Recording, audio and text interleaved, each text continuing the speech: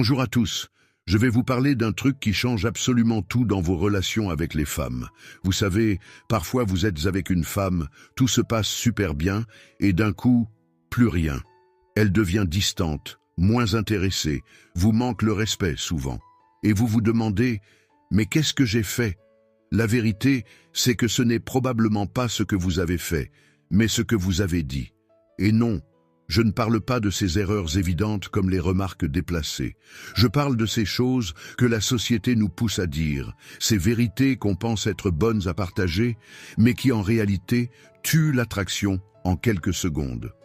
Aujourd'hui, je vais vous révéler les 5 choses qu'un homme de valeur ne partage jamais avec une femme. Ces 5 points sont le résultat de années d'observation et d'expérience, et croyez-moi, ça va vous ouvrir les yeux. Ce que je vais vous dire va peut-être vous choquer, mais c'est la pure vérité. Une vérité que personne ne vous dira, mais qui peut faire toute la différence dans vos relations. Prêts à découvrir ces 5 secrets? C'est parti. Première chose, ne lui confesse jamais tes insécurités les plus profondes. C'est la pierre angulaire sur laquelle tout le reste se construit ou s'écroule. Écoute mon frère, laisse-moi te parler d'une vérité que beaucoup refusent d'accepter aujourd'hui. La plus grande erreur qu'un homme peut faire, c'est de confier ses insécurités profondes à une femme. Je sais, ça peut sembler contradictoire avec tout ce qu'on nous dit sur l'honnêteté dans les relations. Tu te dis peut-être, mais je dois être authentique, non? Bien sûr qu'il faut être honnête sur tes valeurs et tes objectifs. Mais il y a une énorme différence entre être transparent sur tes intentions et dévoiler tes faiblesses les plus intimes. Imagine la scène, tu lui confies que tu as peur de l'échec, que tu doutes parfois de toi-même. Sur le moment, elle va te réconforter, te prendre dans ses bras. Mais ce que tu ne vois pas, c'est que tu viens de planter une graine de doute dans son esprit. Inconsciemment, elle commence à se demander, est-il vraiment l'homme fort dont j'ai besoin? C'est comme dans la nature, le lion ne montre jamais sa faiblesse, même quand il est blessé. Pourquoi? Parce que la perception de la force est aussi importante que la force elle-même. Machiavel l'avait bien compris, le pouvoir n'est pas seulement ce que tu as, c'est ce que les autres croient que tu as. Quand les vrais défis arrivent, les problèmes d'argent, les crises familiales, vers qui crois-tu qu'elle va se tourner? Vers l'homme qui lui a avoué que ses fondations tremblent ou vers celui qui reste solide comme un roc face à l'adversité? Je ne te dis pas de devenir un robot sans émotion. Non. Ce que je te dis, c'est d'être stratégique. Tes batailles intérieures, tu les mènes en privé. Tu les règles à la salle de sport, en soulevant de la fonte jusqu'à ce que ton corps fasse taire tes doutes. Tu en parles à tes frères d'armes, à ton mentor, pas à ta femme. Ce qu'elle a besoin de voir, c'est le résultat final, ta force, ta détermination, ta certitude. Elle n'a pas besoin de voir le processus douloureux qui t'a forgé. C'est comme un grand chef qui ne montre que le plat final, pas le chaos de sa cuisine. Alors, la prochaine fois que tu sens cette envie de te confier, de chercher du réconfort, pose-toi cette question. Que préfères-tu? 5 minutes de consolation ou une vie entière de respect et de désir? Je sais que ce que je te dis va à l'encontre de tout ce qu'on nous enseigne aujourd'hui sur les relations modernes. Mais au fond de toi, tu sais que c'est la vérité brute. Une vérité que peu osent dire, mais que les hommes qui réussissent appliquent instinctivement. C'est dur à entendre, mais c'est la réalité du jeu. Tes insécurités sont comme ton code nucléaire, tu ne le partages pas, tu le protèges. Car une fois révélées, ces fissures dans ton armure ne peuvent jamais être effacées de son esprit.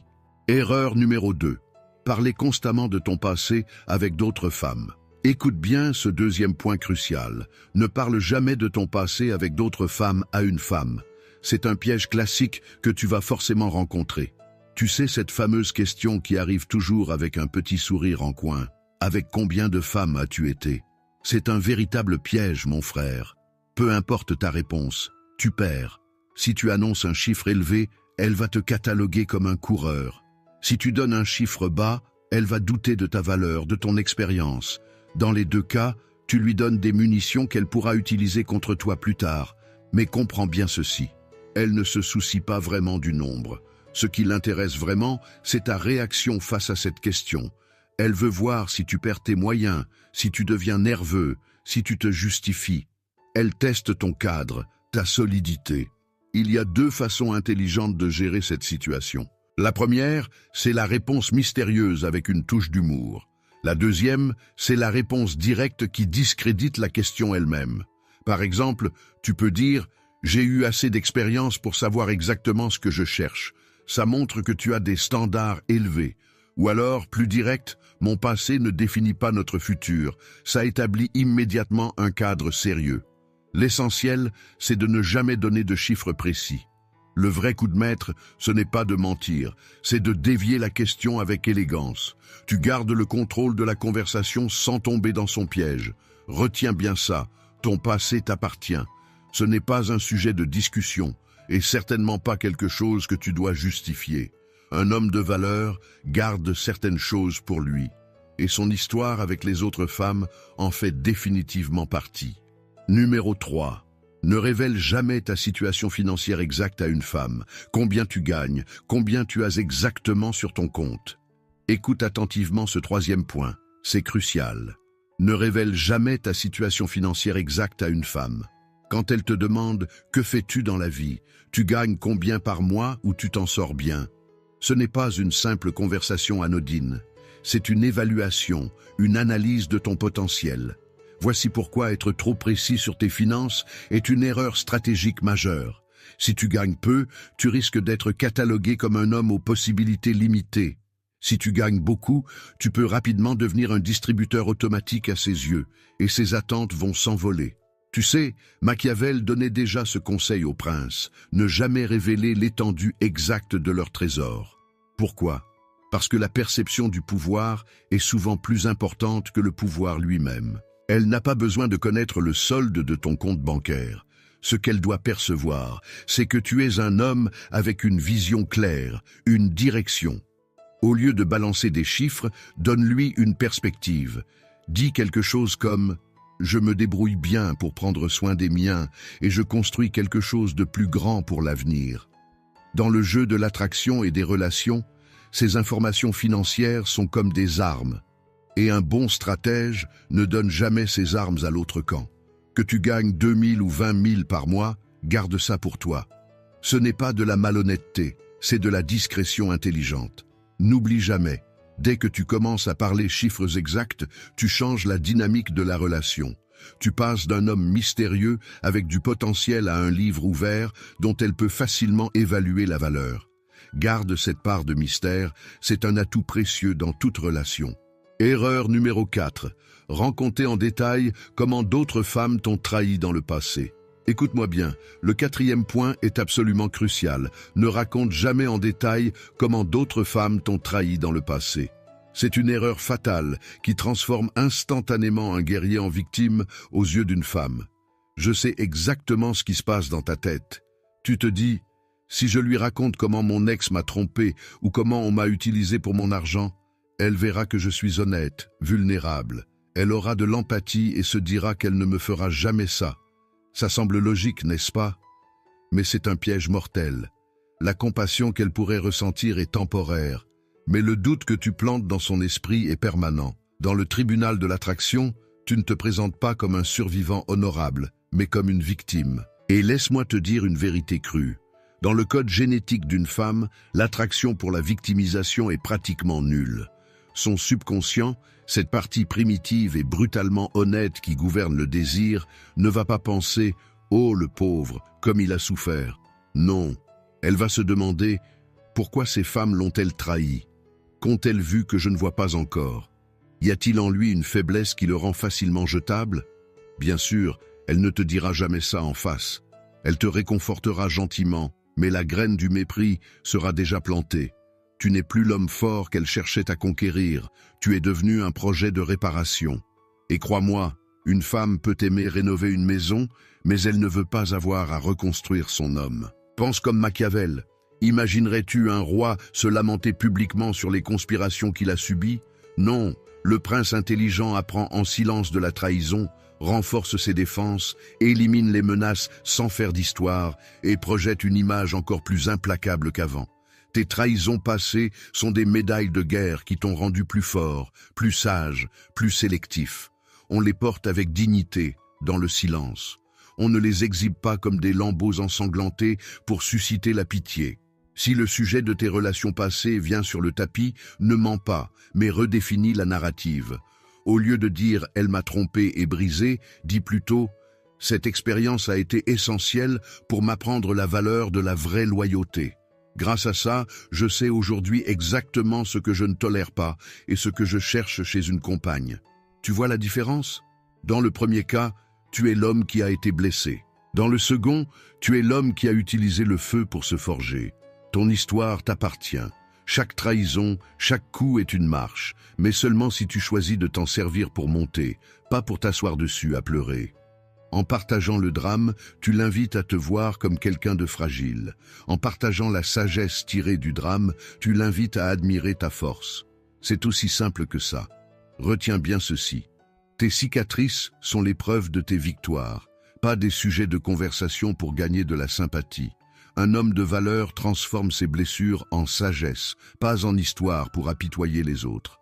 Garde ta dignité, maintiens ton mystère et laisse tes actions parler de ta force plutôt que tes mots de tes faiblesses passées. Le cinquième et dernier secret est le plus intime et donc le plus dévastateur à révéler. Ne confesse jamais tes faiblesses structurelles à une femme. Écoute attentivement ce dernier secret, c'est probablement le plus crucial de tous. Ne confesse jamais tes faiblesses structurelles à une femme. Je parle de ces luttes internes, ces défauts de caractère que tu n'as pas encore surmontés. Ce ne sont pas les petits moments de doute dont je parle. Je parle de ces vérités brutales qui te définissent actuellement. Quand tu dis des choses comme « je manque de discipline »,« je commence tout sans rien finir »,« je ne contrôle pas mes impulsions avec l'alcool ou la nourriture », je suis trop paresseux pour poursuivre mes objectifs, ce ne sont pas des confessions de vulnérabilité, ce sont des aveux d'impuissance. Je comprends parfaitement pourquoi tu voudrais partager ça. Tu cherches l'absolution, tu veux qu'elle te dise « ne t'inquiète pas, je t'aime comme tu es ». Tu veux en faire ton allié dans ta guerre contre toi-même, mais c'est une erreur fatale qui confond les rôles. Elle est ta femme, ta compagne, ton amante, pas ta thérapeute, pas ton coach et certainement pas ta mère. À l'instant où tu lui livres la carte de tes faiblesses non résolues, la dynamique de pouvoir s'effondre. Par instinct protecteur, elle va prendre un rôle maternel. Elle va commencer à te surveiller. Tu es allé à la salle aujourd'hui? Tu as contrôlé tes dépenses? Même si ses intentions sont bonnes, tu viens de tuer la polarité sexuelle. Tu n'es plus l'homme qui la guide et la protège. Tu es devenu un projet, un enfant de plus à diriger. Soyons brutalement honnêtes. Une femme peut ressentir un amour profond pour son fils, mais elle ne ressentira jamais de désir sexuel pour lui. Le désir exige de l'admiration, et il est impossible d'admirer un homme qui avoue ne pas être maître de lui-même. Pense comme un stratège. Pour gouverner un royaume, tu dois d'abord avoir un contrôle absolu sur ton propre château. Un prince qui ne peut pas gérer les rébellions dans son palais n'a pas l'autorité pour conquérir de nouvelles terres. Tes faiblesses, tes addictions, ton manque de discipline, ce sont tes rébellions internes. Ton devoir n'est pas d'aller pleurnicher devant la reine à propos du chaos dans tes appartements. Ton devoir est de fermer la porte, de mener cette guerre sanglante en privé et de ne sortir que lorsque l'ordre est rétabli.